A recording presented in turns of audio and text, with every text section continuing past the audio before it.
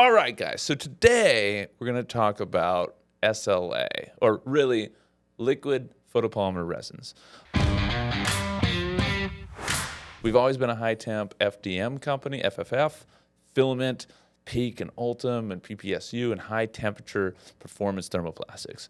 Then a few years in, we got into SLS, the powder polymers, laser sintering, selective laser sintering. And that's a really cool technology too, a little limited in materials. But why not the liquids? Why did we never get into liquids until now? But we'll get into that in a minute. Well, I don't know. No, I do know. We make our own FDM machines. We're focused there. The reason we didn't get into it is like fairly obvious, I think. They're kind of a pain. Kind of a pain. Okay. Now we had your wife's going to get mad because it stinks the whole house up, and well, it does. What if you're a professional? You're in an office. You're in a place. I people think need this stuff. There's a big right? misconception now with all the advancements SLA has made over the years. People don't realize how capable and easy it is to do now, where it actually just makes a lot of sense. Yeah. But why didn't we do it? Because there were several things. There was a time when we had like 5 or 6 SLA machines. That's it. The materials weren't there. Material availability. I mean, when we were doing it, you had ABS-like, PLA-like. Fast casting. But it was stinky, it was smelly, it was messy, it stank up the whole place. It was slow, it wasn't that reliable, Part size. Parts to stick to it, small build volumes. But now fast forward 5-6 years later, a couple grand, you can get an 8K resolution. Under a grand. Elegoo type thing, under a grand, like it's insane. M7 Pro was under a grand. The last 5-6 years, what's happened to materials? For the consumer, not a lot. For Formlabs, everything. I'm not a huge proponent of closed source systems, but with Formlabs, I absolutely am because it makes perfect sense. They've mastered these insanely exotic resins so that it is like a microwave. When you press print, it just is going to work. Without that infrastructure and that basis and support and profiles, to tune in an exotic resin on an SLA machine is a huge nightmare. So you're saying like in the consumer market, you're just limited to the much less With SLA, capable. I would not want to try exotic materials unless it was, here's the profile, go for it. Yeah. Because it's going to be so much trial and error. And having a system that's like, yes, you can use all these and we guarantee they work, and you could just start printing with it and get your business going now instead of spending a month tweaking settings. It's like, great, that makes sense. We've always been a high temperature company. There was nothing that really was high temp. But then the Origin 1 came out, and that was pretty cool before Stratasys bought it. Now it's also, the Origin 2 is out now, I think. That had the heated build volume, everything else. But it was like a couple $100,000. And then we got that one resin, Shao, brought us that resin that was high temp, and you could print it on a normal printer. That was cool. But we didn't have a machine that we liked. One of the things is automation, automatically filling the vat, clean process. You don't have to touch the resins and get messy, and having the wash station, the cure station, all that stuff really set up, along with the material options. It just wasn't really a thing. It wasn't really out there. No. Yeah, and I've been using resin at home for years. Before you ever even worked here, right? No. Oh, okay. No. So it was after. It was after I got one. And it was cool. Novelty wore off because I needed 6 gallons of IPA and gloves, and it reeked, and I was worried about my animals. And honestly, that kind of made me step away from it for a long time until recently, where the build volumes are way bigger. I don't have to worry if it's going to run out of resin if I'm doing a big print. Wait, you don't have to worry about running a resin? Is it filling its own tank? Yeah. It has a tank filler? Yeah. Oh, that's awesome. You literally screw it into the top of the resin bottle, so I just use a 2 kilo thing, and it just sucks it in. There's a little sensor. It's like, it's full. And it also has a heater that circulates. And do you just use one I just use one. material? Okay, so I use Stereolithography because I like Stereolithography. Sometimes I'll mix some blue in there. For what I need to do, it's fine. What I'm making are precise things like propellers for my motors that need to be accurate. The still resin, well, if you mix in some of that blue, this stuff's indestructible. Like, I need to find that golf ball I accidentally printed solid. I remember that. That was an accident? Yeah. And Dude, it was awesome. I was like, man, this thing's pretty hard, until all of us went out back on the concrete. We're just smashing as hard as we could. This is durable resin from Formlabs, printed on the Form 4 here at visionminer.com. This is concrete asphalt in the parking lot.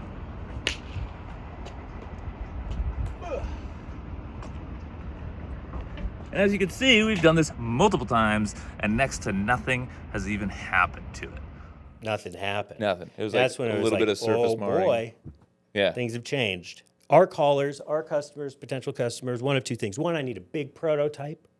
Or two, I want to go into production for myself. And I'm like, oh, hey, what do you need? 3,000 parts a year or something like that? Like, yeah. I'm like, well, UK SLS. It's going to be $100,000. And they're like, what? Because we didn't have an SLA solution.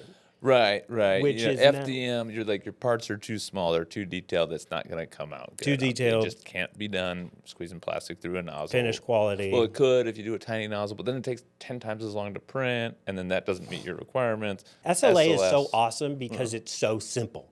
You move a metal plate. That's it. That's the moving part. No gantries. That's a really good point. Like FDM, you gotta lubricate, check belt tension sometimes, do different things. There's maintenance, there's nozzle changes, there's nozzle jams. The level of knowledge needed to get a Formlabs machine up and running, producing this afternoon is basically zero. With these, the software does it. Formlabs has dialed everything in so that even if you don't want to 3D print, you're not, like, I'm gonna change this entire company by bringing in additive. You're like, I think we can make these ourselves. Let's just put them in the software and push the button. That's it. Anybody can learn the system in 15 minutes. Yes, I agree with that. 15 minutes. I mean, that's... Bamboo is simple, right? No, still not. Well, I mean, the software, for the most part, they have profiles and all of this, and I'll make changes to the slicing config depending on the part. Yeah. And with my SLA printers, I orient it myself, but I push slice. I don't change exposure time, anything, and it just go. Yeah. There's no work involved. There's no overhead required. It's just go.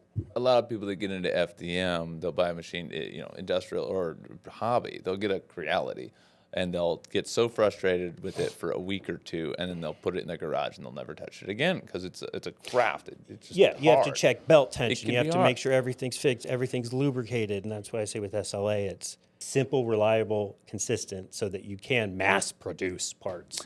And that's where the key. So in hobbyists, you're not really mass producing.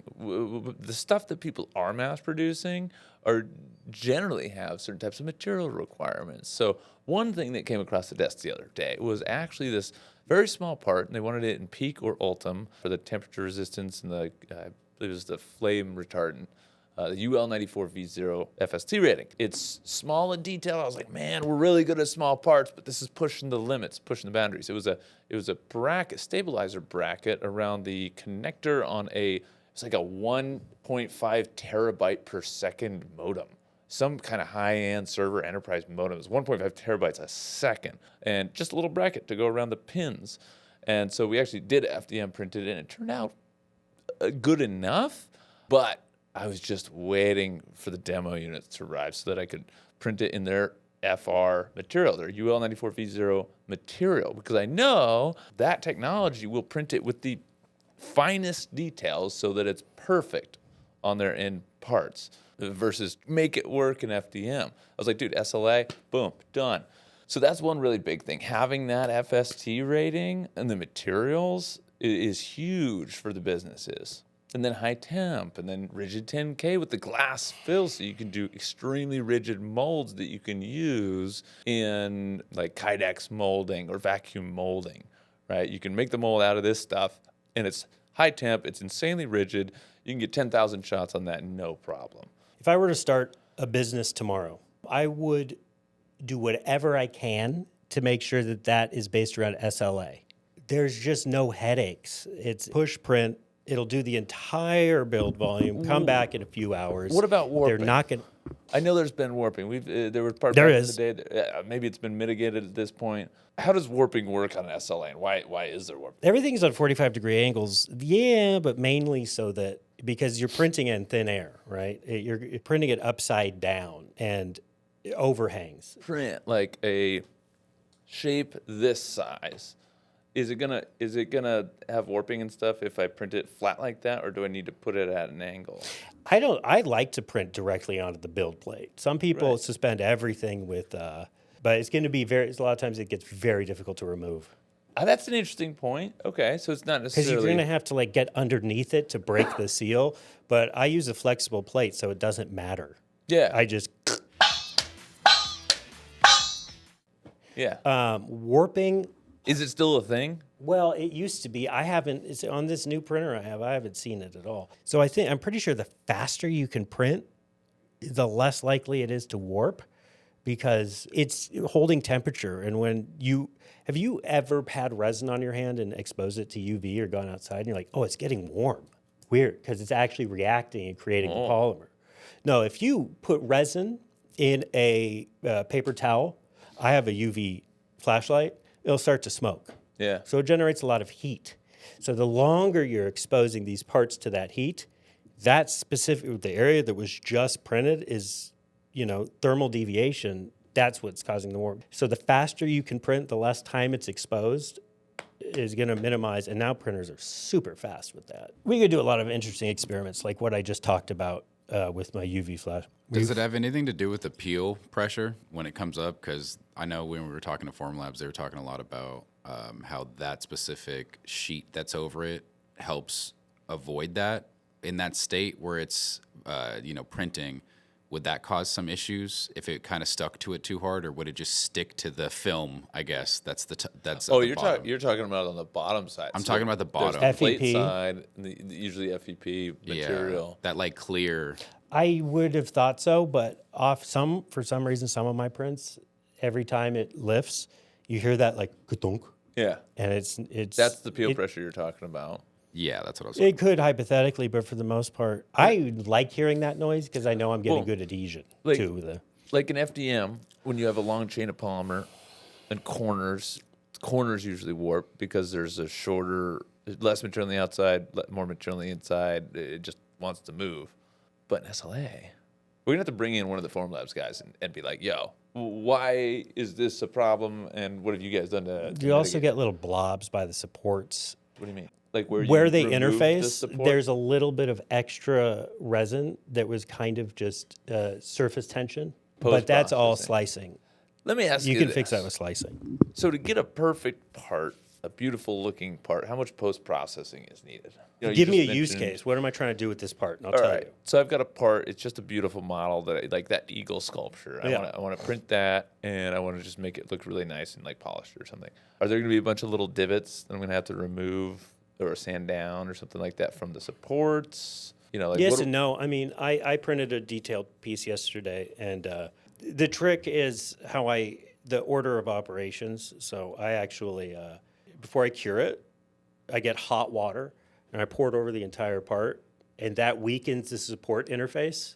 When the part is hot, you just grab the supports and yank them all off in one big thing, and it tends to not leave anything behind. I'm going to guess Formlabs doesn't do any of that because that's all slicing but yeah, you can use some 220 sandpaper like that. It sands really well, and then I hit it with a clear coat, an actual just clear coat. Interesting.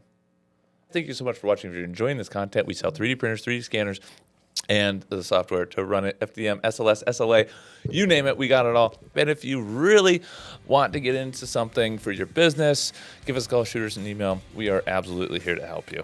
Have a great day. Thank you so much for watching. Subscribe and buy our stuff. That would be great. Have a positive rest of your day.